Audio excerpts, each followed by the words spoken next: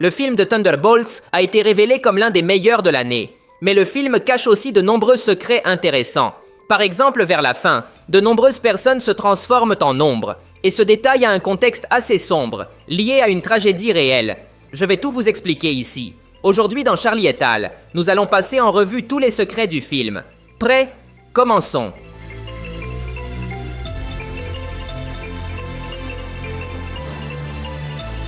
Dans la bataille finale, le méchant The Void nous a montré un pouvoir assez sombre en transformant des innocents en ombres. Selon le réalisateur du film, Jake Schreier, cette idée vient de la vraie vie. Plus précisément, on parle du bombardement cruel d'Hiroshima en 1945. Après la chute des bombes, les rues étaient marquées par des taches noires, semblables à des ombres. Ces taches ont été formées par la chaleur énorme de l'explosion sur les victimes. Le réalisateur du film voulait inclure cette référence macabre dans son histoire. Lorsque Valentina nous présente Sentry, elle le décrit comme « le héros le plus puissant de la Terre ».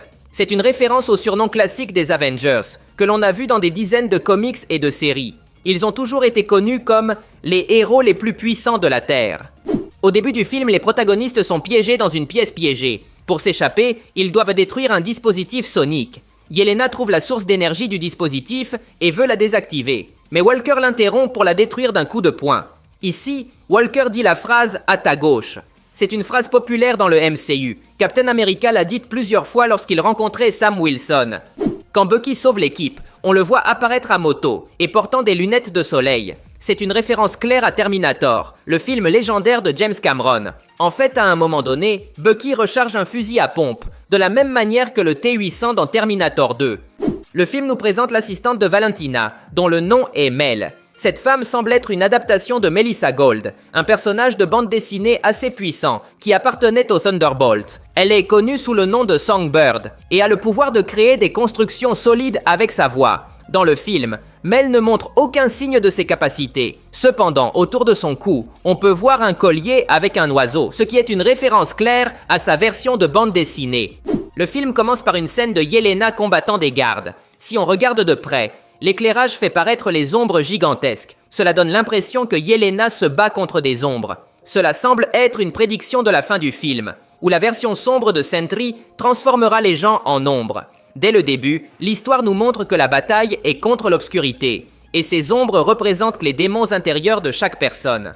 Dans plusieurs scènes où il parle de Sentry, les personnages le qualifient d'invincible. Cela semble être une référence à la série animée populaire du même nom. La référence était intéressante, parce qu'à l'origine, Sentry devait être joué par Steven Yeun, qui prête aussi sa voix au protagoniste de l'animation. Cependant, l'acteur coréen n'a pas pu terminer le tournage de Thunderbolts et a été remplacé par Lewis Pullman. Mais il semble que le script ait conservé ses références. Depuis le début de la promotion du film, beaucoup ont remarqué que le nom Thunderbolts était toujours écrit avec un astérisque à la fin. Cela a suscité des questions parmi les fans. Que signifiait cet astérisque? Maintenant, nous avons la réponse. Sur Internet, l'astérisque est généralement utilisé dans un mot qui doit être corrigé. Et dans le cas des Thunderbolts, l'idée fonctionne. À la fin du film, on voit comment ce nom est remplacé par celui des nouveaux Avengers. L'astérisque signifiait que le nom devait être corrigé, et à la fin, il l'a été. Lorsque les protagonistes sont piégés dans la cage d'ascenseur, ils ont l'idée de s'en sortir, en se soutenant les uns les autres. Si nous prêtons attention, nous remarquerons que les jambes des personnages forment un astérisque. C'est une autre référence à l'astérisque, qui a été constamment utilisé dans les matériaux promotionnels du film.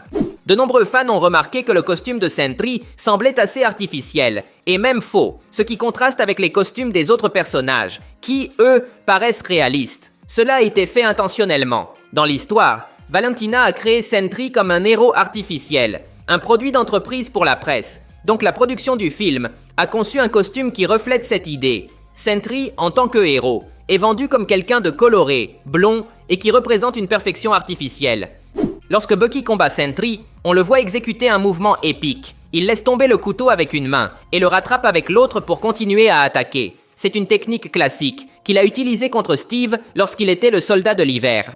Lorsque Sentry se rebelle contre Valentina, il mentionne qu'il se considère comme un dieu, puisqu'il est plus fort que les Avengers, parmi lesquels il y a au moins un dieu. Robert fait clairement référence à Thor, qui était le seul dieu dans l'équipe originale des Avengers. Au début du film, nous avons une scène épique de Yelena, combattant des gardes dans un couloir. La scène est filmée en un seul plan sans coupure. ce qui semble être une référence au film classique Old Boy. Dans ce dernier, il y avait aussi une bagarre dans un couloir, filmée de la même manière. Tout a été tourné sans coupure. La scène de Old Boy a été référencée dans des centaines de films. Mais dans Thunderbolts, ils ont ajouté une différence intéressante, en filmant toute la scène depuis le dessus. Lorsque Bucky sauve nos protagonistes, on le voit utiliser un fusil lance-grenade. C'est la même arme qu'il a utilisée dans le film Le Soldat de l'hiver de 2014. À cette époque, il l'a utilisée pour détruire la voiture de Nick Fury. C'est une arme idéale pour éliminer des véhicules. Le Gardien Rouge partage quelques scènes amusantes avec Bucky. On les voit conduire ensemble vers la tour de Valentina, et ils ont une certaine connexion puisqu'ils sont tous deux des super soldats. Cela semble être une référence à un épisode de la série What If. Dans cet épisode, on nous racontait ce qui se passerait si le Gardien Rouge empêchait Bucky d'assassiner les parents de Tony Stark. L'épisode est une aventure de deux super soldats qui se ressemblent plus qu'ils ne le pensent. Dans Thunderbolts, nous sommes dans un univers différent. Mais il est clair que la connexion entre eux est un événement canonique. Lorsque le méchant The Void apparaît dans le ciel, l'équipe des Thunderbolts le regarde avec stupéfaction. Cette image ressemble beaucoup à la scène emblématique des Avengers de 2012. Les positions sont similaires, mais les contextes sont différents. Dans The Avengers, la scène représentait la supériorité des héros. Dans Thunderbolts, les protagonistes sont montrés blessés, imparfaits et inférieurs face aux dieux qu'ils affrontent. C'est le message du film. Les Thunderbolts ne sont pas comme les Avengers. Ce sont des personnes brisées et faibles face à une menace infiniment supérieure. Valentina et les Thunderbolts ont une conversation dans l'ancienne tour Stark. Ici, nous voyons Valentina boire un verre avec assurance. C'est une référence claire au film Avengers de 2012. Je parle de la scène emblématique où Tony confronte Loki en buvant un verre. L'idée dans les deux cas est la même. Un humain ordinaire faisant face à un adversaire supérieur. À la fin du film, Valentina trompe les protagonistes en les faisant poser devant les caméras en tant que sa nouvelle équipe de héros. Mais cette idée ne lui est pas venue soudainement. Elle l'avait planifiée à l'avance, peu avant la fin. Il y a une scène où l'équipe sauve une femme qui allait être écrasée. Cela a provoqué des applaudissements de la part des témoins. Et pendant quelques secondes, Valentina a regardé les héros. C'est à ce moment-là que l'idée lui est venue. C'est pourquoi à la fin, lorsqu'il la cherche, Valentina avait déjà tout préparé pour les tromper. Lorsque les Thunderbolts arrivent à la tour de Valentina, elle voit le Gardien Rouge et demande « Qui est ce vieux Père Noël ?» Cela semble être une référence au film Violent Night de 2022. Il mettait en vedette David Harbour, qui jouait un Père Noël âgé plutôt violent. La scène post-générique nous montre un énorme vaisseau spatial entrant sur Terre. Il a clairement le numéro 4 visible, donc il appartient aux 4 Fantastiques qui sortiront leur film très bientôt. Cette scène est un spoiler important, car elle nous dit que les 4 Fantastiques quitteront leur univers à la fin de leur film. Rappelons-nous que cette histoire se déroulera dans un univers alternatif. De nombreux fans ont même théorisé qu'ils perdront la bataille contre Galactus et que leur univers sera détruit. Donc ils devront s'échapper vers la ligne temporelle principale. C'est tout pour aujourd'hui. Si vous avez aimé la vidéo, cela m'aiderait beaucoup que vous laissiez un like. Ce serait légendaire. De plus, n'oubliez pas de vous abonner pour voir plus de vidéos comme celle-ci.